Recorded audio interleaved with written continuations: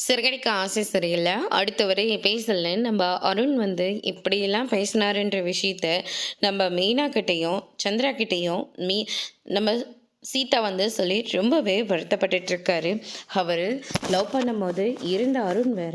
ஆனா இப்ப இருக்கிற அருணே வேற அப்படின்னு சொல்லிட்டு நம்ம சீதா ரொம்பவே ஃபீல் பண்ணிட்டு இருக்காங்க. இதுக்காக தான் நான் அப்பவே சொன்னேன், கொஞ்சம் யோசிச்சு முடிவெடுன்னு சொல்லிட்டு. ஆனா அவரு இல்லாம நீ செத்து போயிருவன்னு சொல்றதும், நீ இல்லாம அவரு செத்து போறேன் அப்படின்னு சொன்னதும், ஐயையோ! உங்கள மாரி யாரும் பாசம் வைக்கிறவங்க இருக்கவே மாட்டாங்கன்னு நாங்க நெனச்சோம்.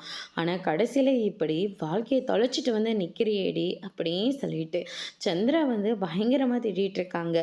மீனா இருந்துட்டு, அம்மா நீ வேற ஏம்மா? அவளே ஏற்கனவே மனசு வருத்தத்துல இருக்கா. சீதா உன்னோட தாலி செயினு கிடைச்சிருச்சு. இந்தா சீதா இத எடுத்துட்டு போயிட்டு முதல்ல அவர் கையால கழுத்துல போட்டுக்கோ. மத்ததெல்லாம் நம்ம அப்புறமா பேசிக்கலாம் அப்படின்ற மாதிரி சொல்லிடுறாங்க. அவர் ஏதோ அவர் மேல இருக்கிற கோவத்துல தான் இப்படியெல்லாம் பண்ணிகிட்ருக்காரு. மற்றபடி உன் மேலே பாசமாக தான் இருப்பார். இல்லைக்கா, என் மேலே அவர் பாசமாகவே இல்லைக்கா, நான் தெரிஞ்சுக்கிட்டேன்க்கா அப்படின்னு சொல்லிட்டு சீதா வந்து ரொம்பவே ஃபீல் பண்ணிகிட்ருக்காங்க.